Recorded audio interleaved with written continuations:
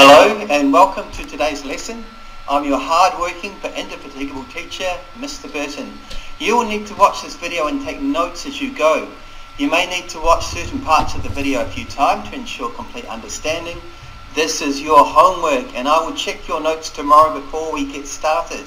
I hope you learned something.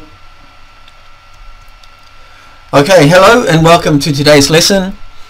Today we changed track completely and start to look at inflation.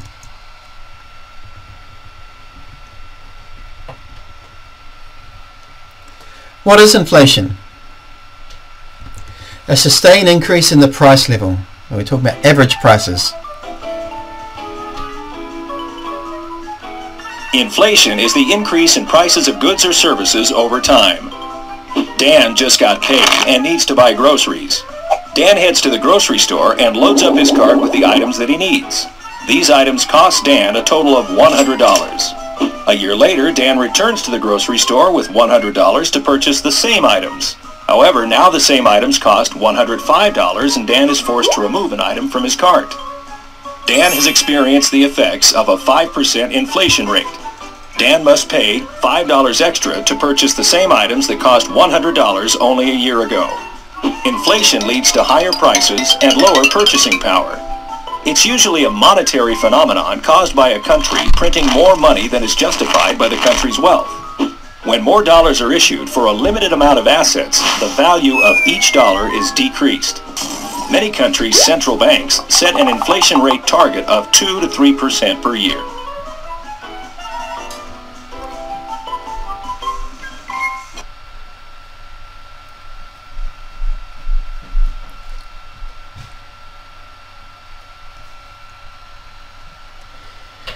Inflation, specifically a sustained increase in the general price level, and the general price level measures average prices in an economy.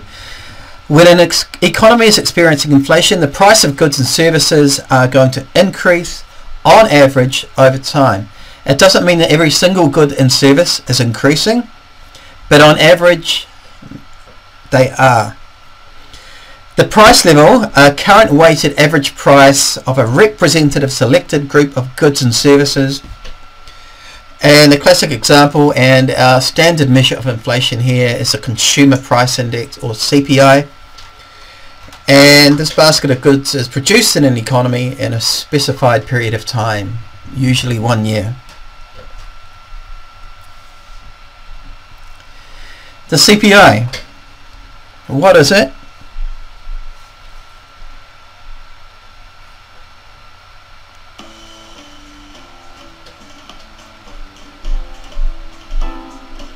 The Consumer Price Index, or CPI, is considered the benchmark inflation guide for the U.S. economy. It uses a basket of goods approach that aims to compare a consistent base of products from year to year, focusing on products that are bought and used by consumers daily. The price of your milk, eggs, toothpaste, and haircut are all captured in the CPI. The CPI is calculated by taking price changes for each item in the preset basket of goods and averaging them, with the goods being weighted according to their importance. The index uses a base year for comparability of its calculations, so changes will often be provided on a percentage basis to reflect only changes to prior index levels. There are two CPI figures, the CPI for urban wage earners and clerical workers, the CPI-W, and the CPI for all urban consumers, the CPI-U. The most watched metric is the CPI-U, which is often presented with a seasonal adjustment, as consumer patterns vary depending on the time of year. The CPI is a detailed release with breakouts for most major consumer groups and geographical regions. The CPI is also used to identify periods of inflation or deflation. Large rises in CPI during a short stretch typically signal periods of inflation, and large drops in CPI during a short period usually mark periods of deflation. As well, the CPI is used to make changes to cash flow mechanisms such as pensions, Medicare, and cost of living adjustments.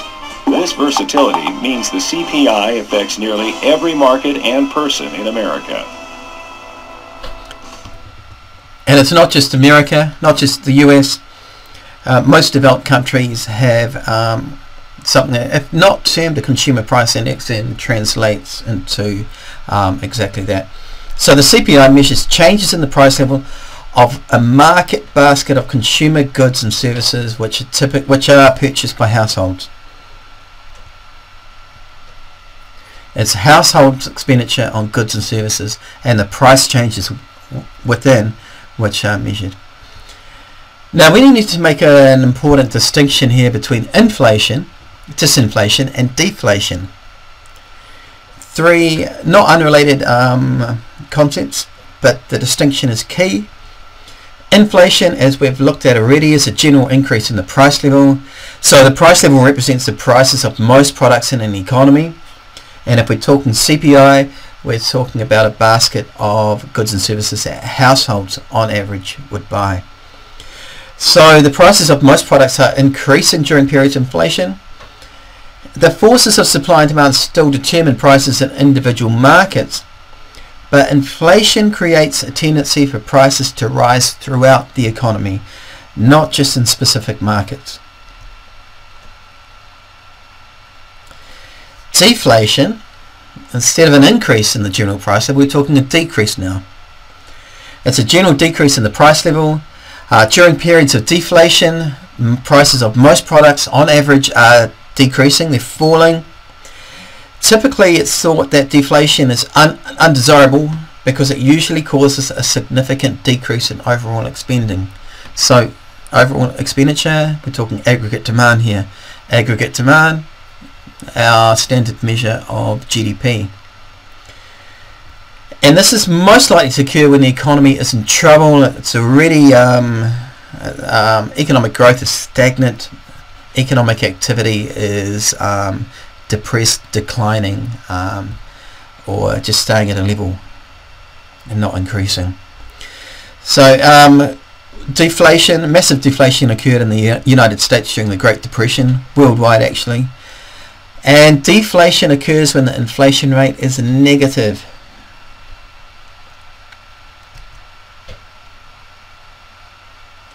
Disinflation. Now disinflation, we still have inflation, it's just that the rate of inflation is decreasing. So disinflation, with inflation in the economy, the price level is increasing.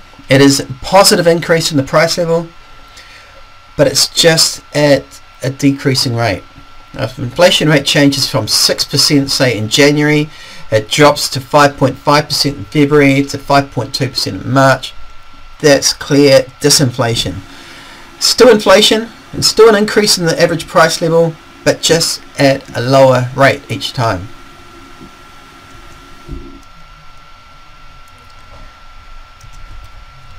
And we can have a look at this through the use of a diagram. So we've got change in the price level on the axis here. You see we've got some negative numbers, we've got positive numbers, and we've got the baseline of 0.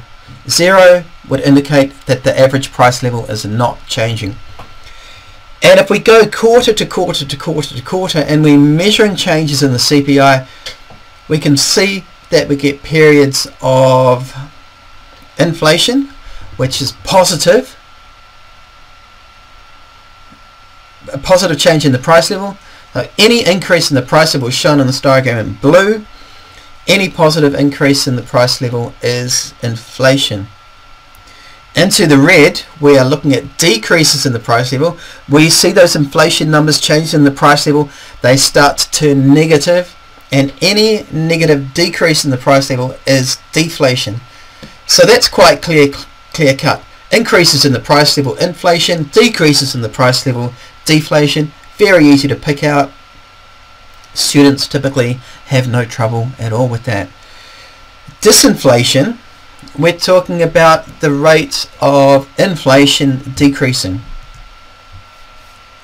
So if we have a look at these first two instances that are occurring of disinflation in this time series, we see them in July and October here.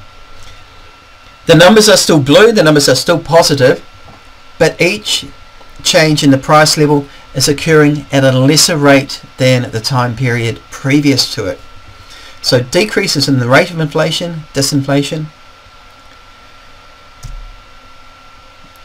Inflation increase in average prices. Disinflation, we're still talking inflation, but less of an increase in the average prices. And deflation, dead easy to pick out. Numbers turn negative, changes in the price were negative. A decrease in average prices, deflation.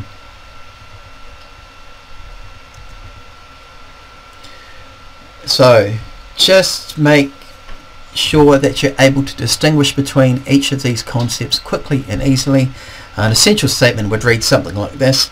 Inflation is a sustained increase in the price level, e.g. plus 2% increase in the price level. Deflation is a decrease in the price level, e.g. negative 1.3%. And disinflation is a decrease in the rate of inflation, so for example from 3% to 1.7%. Easy. No mistakes, please. How do we measure inflation or deflation if that's occurring? Right, we know that inflation is a sustained increase in the general price level. Don't forget it, learn it. You need to know that definition off by heart. Price level measured by a price index. Price index, a database that tracks and measures relative price changes to a weighted basket of representative goods and services over time. The classic example is the CPI, the Consumer's Price Index. The more of a product that consumers or producers purchase, the greater its influence on the final price index. And that's a key point.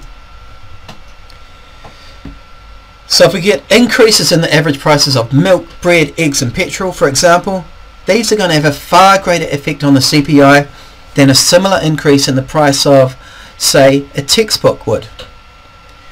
Households don't tend to buy that many textbooks. This is because a far greater proportion of the average consumer income is spent on grocery staples.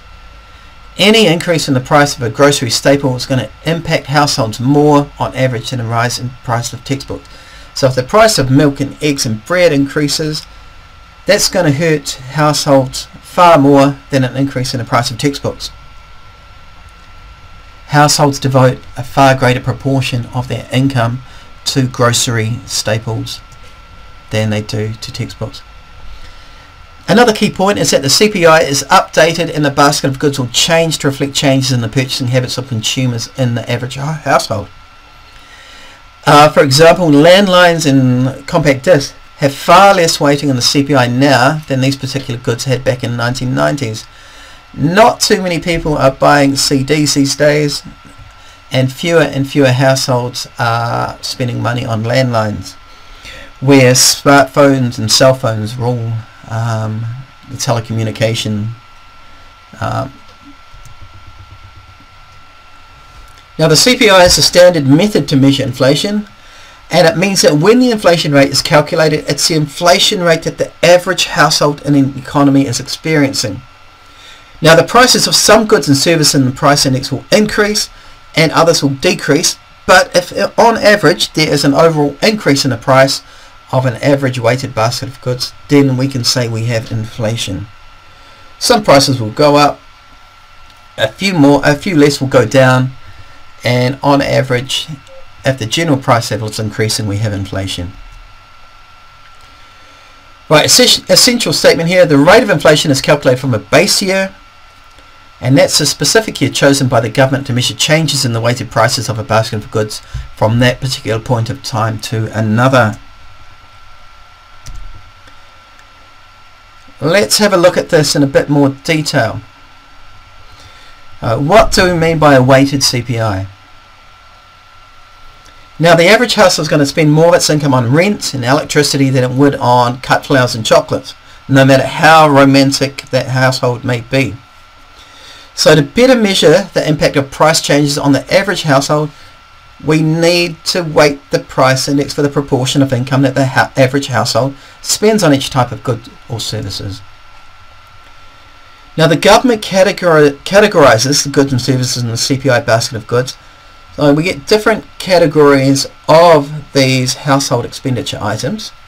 So for example, we get clothing, we get food and non-alcoholic beverages, we get leisure and entertainment, etc., etc. So we get categories within the CPI, And for each of those categories, the statistical department, the government, then assigns each category a weight by calculating the average proportion of a household's income which is spent within each category.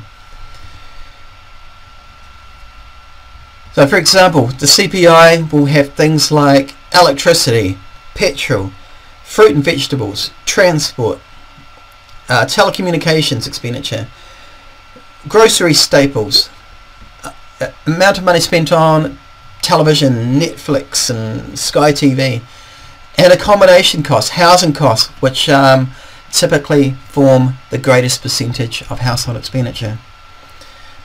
Other less common items will also appear as well, so expenditure on books, expenditure on cut flowers, pens, movies, headphones, jeans, chocolate, the odd sofa here and there. But those goods that households are spending a greater proportion of their money are going to be more heavily weighted within the CPI. So housing and grocery staples and transport, electricity are going to have a far greater weight than other items which are not purchased that frequently.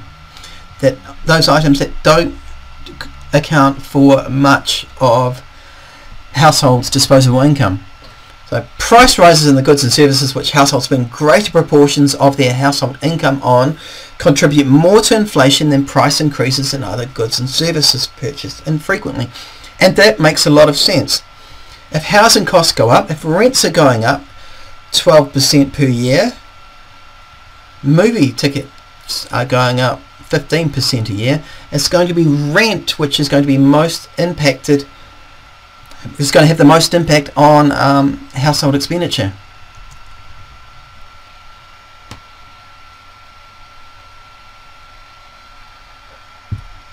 So constructing the CPI, the government categorises goods and services into different groups. So we have housing, food and non-alcoholic drinks, for example. And each category is going to include many different items. So in the food and non-alcoholic drinks category, there'll be things like potatoes, lettuce, bread, butter, pork, beef, tea, milk, coffee, takeaway meals, and there will be 200, 500 items in here. Other categories: transport, recreation, clothing, furniture, alcohol and tobacco, communication, education and health. Then each category is assigned a weight for the base year, and that weight of each category reflects the proportion of income the average household spends on each category. And the statistics departments of government are going out there and surveying households, and they're finding exactly how much households are spending on average within these categories. Each category will have a different weight based on the proportion of consumer income spent within those categories. And once we have the basket of goods, then we can go and measure the price changes that are occurring within those categories. So if the prices of goods and services in the transport category, here we've seen large increases in this particular index, increased by 10% on average.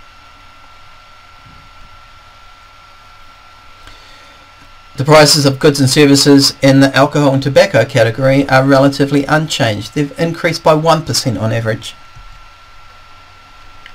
So the higher the price change, the greater the impact it's going to have on consumer spending. And then finally, the CPI price change is calculated the weight times the price change. So in the case of housing, the weight is a big one, 30.8. And it's multiplied by the price change within that category.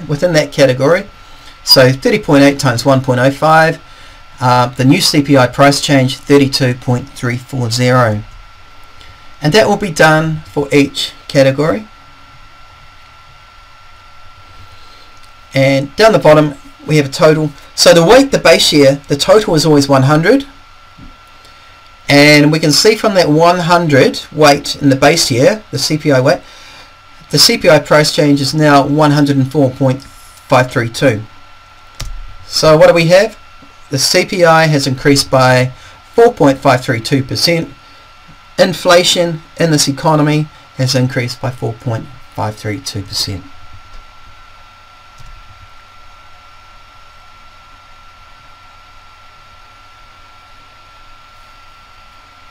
Right, calculating inflation. The CPI is used to calculate the inflation rate between time periods and through using the following formula. So the rate of inflation is the CPI time period 2 minus a base index divided by a CPI time period 1, and we're talking a percentage, so we need to multiply it by 100. Let's run through an example. Let's run through a few examples actually.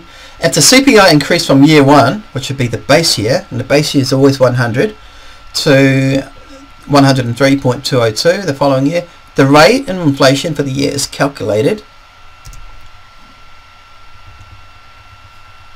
Rate of inflation 103.202 minus 100, so that's the base index, divided by the CPI time period, and that's the first time period on offer, which in this case is the base year. So we'll divide that out, multiply it by 100, and the end result is we have an inflation from year 1 to the following year of 3.202%. Another example.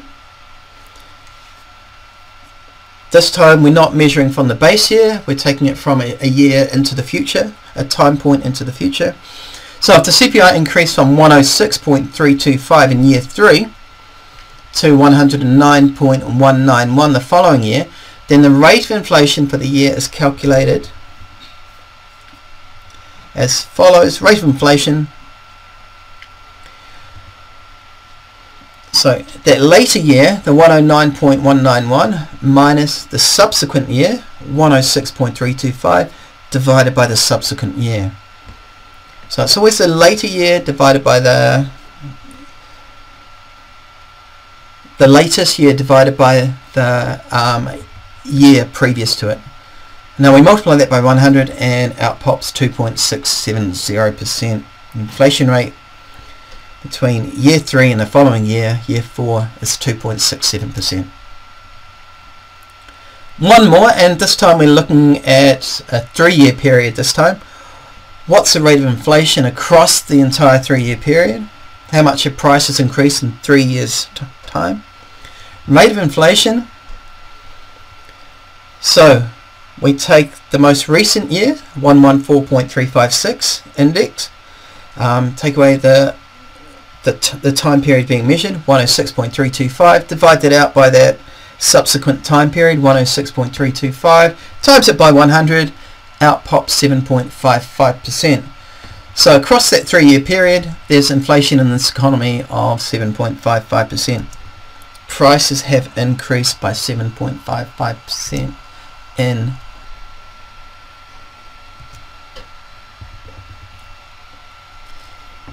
Now the CPI is a pretty good measure of how households experience price increases within the economy, but there are limitations of the CPI as a measure of inflation, and the first is that few households are indeed average. The published figure for inflation is really the actual rate of inflation that's experienced by different people. So the rate of inflation experienced by my household is likely to be a little bit different, maybe quite different, to the rate of inflation experienced by your household. The CPI is not fully representative. It will be inaccurate for the non-typical household. Right, for example, 14% of the US CPI index is devoted to motoring costs, and that's not applicable for those households that don't own cars.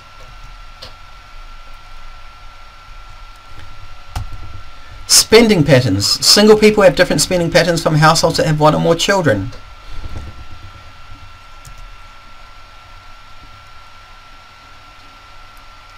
The changing quality of goods and services.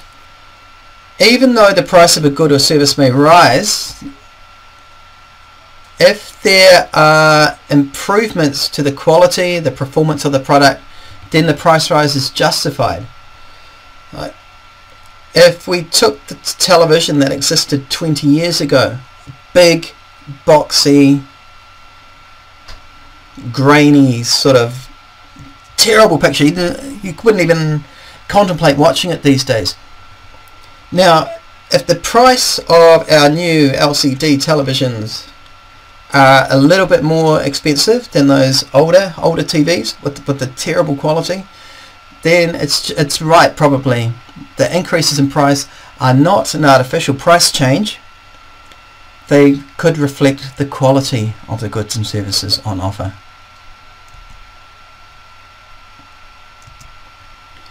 New products. The CPI is slow to respond to new products and services. The CPI basket is changed each year, but only a few items come in and fall out. So it might be some time yet, for example, before the price of Uber car rides or Airbnb accommodation are incorporated into our typical basket of goods.